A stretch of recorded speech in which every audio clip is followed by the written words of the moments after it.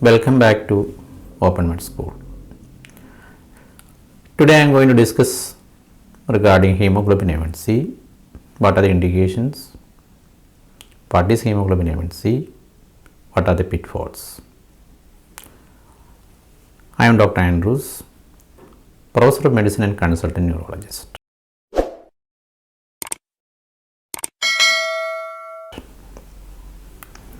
Let us see what is hemoglobin A1C. The normal hemoglobin in an adult is hemoglobin A. And this hemoglobin A can get attached to glucose. Glucose has got a tendency to get non-enzymatically attached to proteins. When it is attached to hemoglobin, it is called glycated hemoglobin. And the point to be remembered is that as the blood sugar is higher and higher, more number of RBCs and more amount of hemoglobin will be getting attached to or glycated. And here you can see that the glucose molecules are attached to hemoglobin. Higher the blood sugar, more will be the glycation. And when we are saying about the glycated hemoglobin, we are talking about the percentage of cells that have sugar coated hemoglobin. For example, if you say 7% hemoglobin A1C means 7% of the hemoglobin has got glucose coating. Let us look into what is glycation, little more detail. The adult hemoglobin is 2 alpha, 2 beta. That is, it has got 2 alpha chains and 2 beta chains. The glucose gets non-enzymatically attached to the beta chain N-terminal valine, and glucose enters the RBC via the glucose transporter bond, so it freely enters the cells. This reaction forms a Schiff base and forms a stable product known as hemoglobin A1C. The normal hemoglobin, once it is attached to glucose, is called the hemoglobin A1C. Initially it is a reversible reaction, but later with the formation of ketamines, it becomes irreversible and glucose permanently attached to the protein over the lifespan of the RBC. That is the importance. So the lifespan of the RBC is 120 days, and the glycated hemoglobin gives an estimate of the average blood sugar during that period. The normal adult hemoglobin, 97% is 2 alpha, 2 beta, otherwise called the hemoglobin A. Minor translational changes occurs, and they are the hemoglobin A1A, hemoglobin A1B, and hemoglobin A1C. The hemoglobin A1C, as already mentioned, is the glucose attached hemoglobin A. Hope this point is clear to you.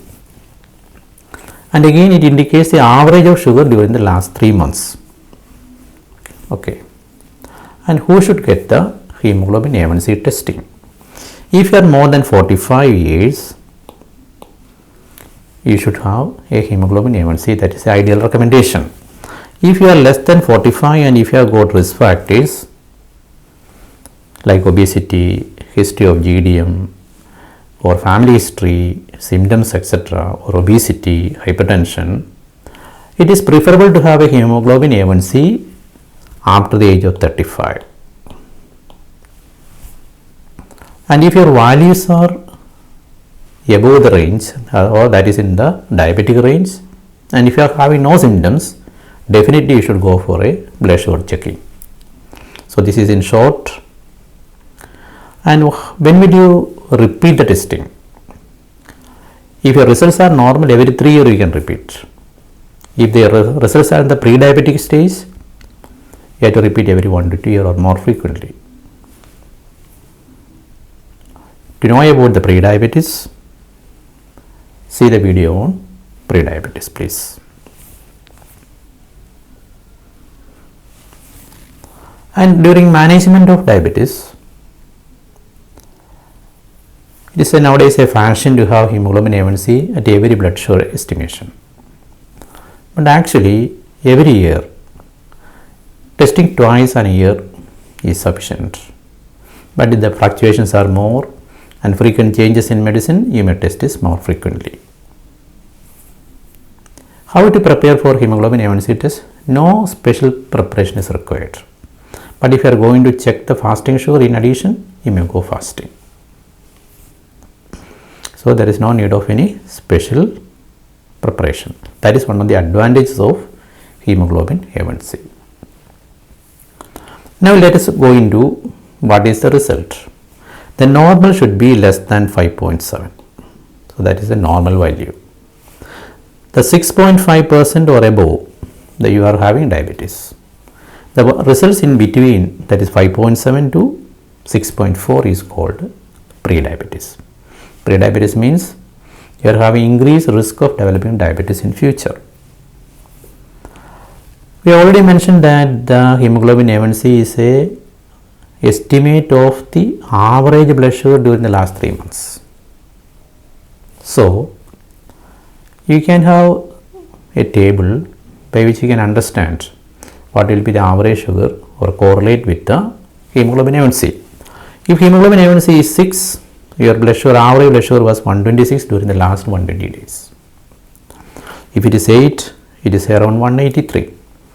And your target in a patient, the diabetes should always be, in most patients, hemoglobin A1C should be less than 7%. Okay. So hemoglobin A1C testing is an addition to, not instead of, routine testing. For example, if you want to buy something, you can have fixed deposit in your hand and cash in your hand. Your FD will not be accepted by the vendor. So you should have liquid cash in your, or a debit card, or a other sources of money should be with you.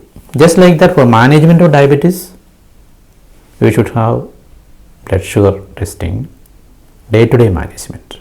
Especially if you are on insulin,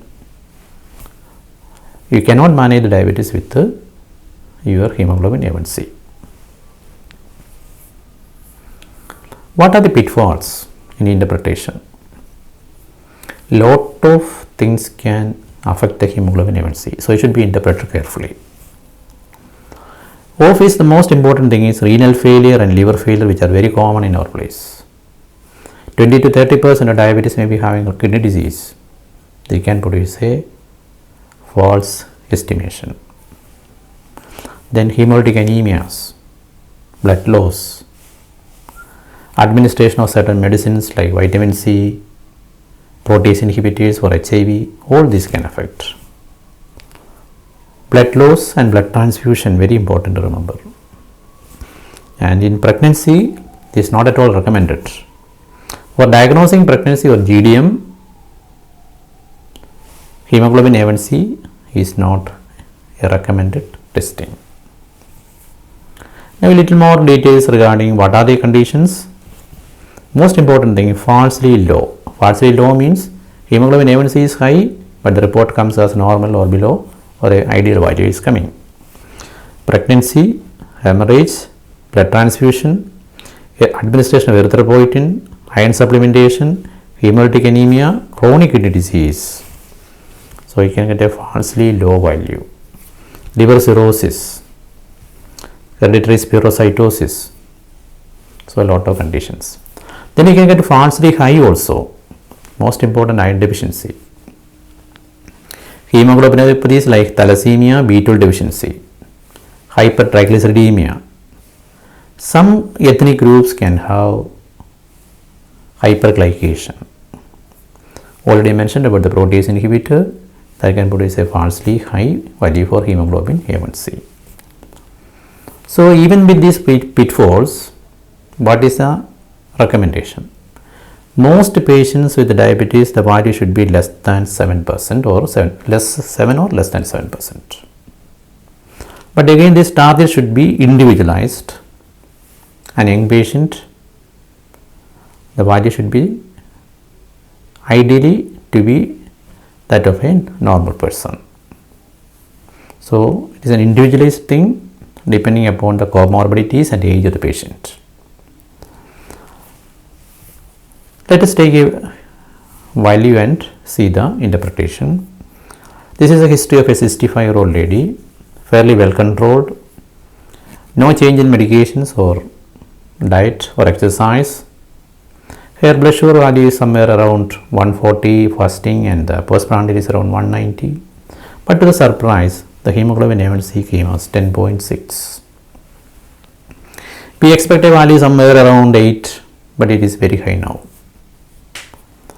So what did you do? So you look at the history, whether patient has got a renal problem, whether patient has got developed a liver problem, and most common thing, think about anemia.